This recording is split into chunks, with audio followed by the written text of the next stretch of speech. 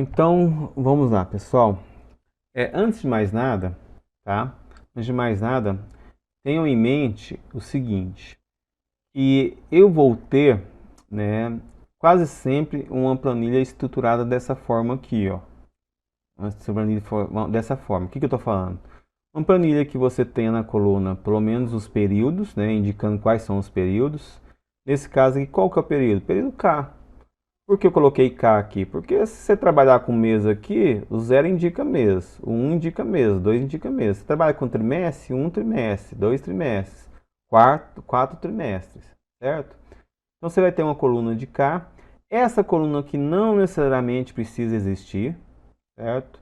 Por quê? Porque ela é. Qual que é o valor do financiamento? Ele é o único valor aqui de 5 milhões na data zero e pronto. Principalmente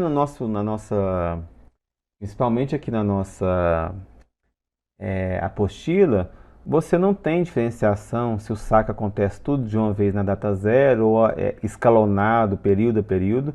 Por quê? Porque conforme os enunciados dos nossos exercícios, todos são na data zero. Então isso aqui é só uma coluna a mais que sempre vai ser assim, sempre tem um saque na data zero, ok? Então de repente você não precisa trabalhar com essa coluna aqui. Eu estou mostrando isso aqui para vocês, gente, por quê? Porque quando vocês forem resolver o exercício de vocês, fazer a prova, vocês têm a noção de como construir essa planilha lá no Excel. Vocês vão estar do lado, por exemplo, para resolver os problemas avaliativos, ok? Você tem sim uma planilhinha de saldo devedor, então o que é básico aqui que tem que ter? Uma coluninha de período, uma coluninha de saldo devedor. Se você for, por exemplo, no nosso livro, na nossa apostila, eu já fiz isso o semestre passado, mas hoje não. Mas semestre passado ele divide lá em saldo devedor inicial, uma coluninha de saldo devedor inicial e outra coluninha de saldo devedor final. Não é necessário, né? Assim, particularmente eu acho que não é necessário. Por quê? Porque o saldo devedor inicial nada mais é do que o final do anterior, tá? Então acaba sendo uma coluninha redundante. Se você tiver um saldo devedor, uma coluna de saldo devedor inicial e uma coluna de saldo devedor final.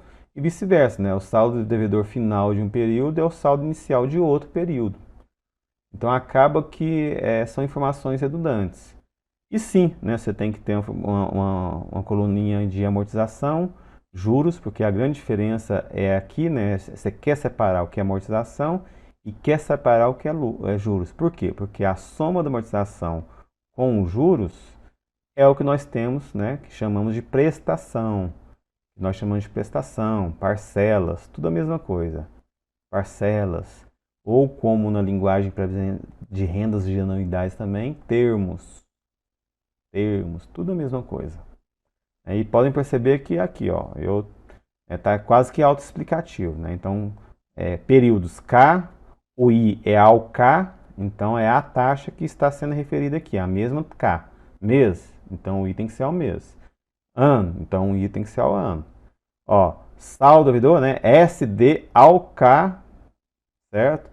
Amortização, muitas das vezes pode ser até sem um K, porque você trabalhando, por exemplo, com amortização constante, vai ser sempre A, o mesmo valor, ok? Sempre o mesmo valor. Então, amortização A ao K, que é o período K. Juros, como que eu calculo os juros? Ora, calculo os juros, eu pego a taxa que está referida ao K e multiplico pelo saldo devedor do período anterior, ó. O porquê muitas vezes as pessoas colocam o I e o I menos 1. Porque para fazer o cálculo direto. Mas não é necessário. Você faz o cálculo direto nas linhas aqui. Você pode usar a linha anterior para fazer o cálculo dos juros. Então tá quase que autoexplicativo, né? Juros também, que poderia colocar aqui ao K, né? Esqueci de colocar. Juros é o período K igual a taxa de juros, multiplica SDK menos 1, que é o período anterior. E quando eu somo a amortização mais os juros, eu tenho, né, aqui ó, amortização mais juros, eu tenho A mais AK mais JK, né, eu tenho a prestação. Essa prestação aqui, e algumas bibliografias vai vir como R, mas outras, como a nossa apostila, por exemplo, é PMT. É a mesma para PMT, mesma coisa. Ou é R ou é PMT. Beleza? Então, uma vez, por exemplo, eu construir uma planilha dessa e sei como linkar os termos, que vocês vão ver aqui que basta a gente multiplicar, dividir, somar, eu sei como linkar os termos, aí o resto sai por tabela, né, pessoal? Aí sai mesmo por tabela. Então, tira um valor, coloca outro e sai tudo de forma automática. Mas o que vai acontecer é, de repente, você incluir mais linhas, porque o exercício fala em mais períodos, tá? E sempre é bom a gente pegar e colocar o somatório, tanto da amortização como o juros, como a prestação, tá? Porque esse somatório acaba sendo uma prova real que nós temos que ter para saber se a gente fez os cálculos corretos.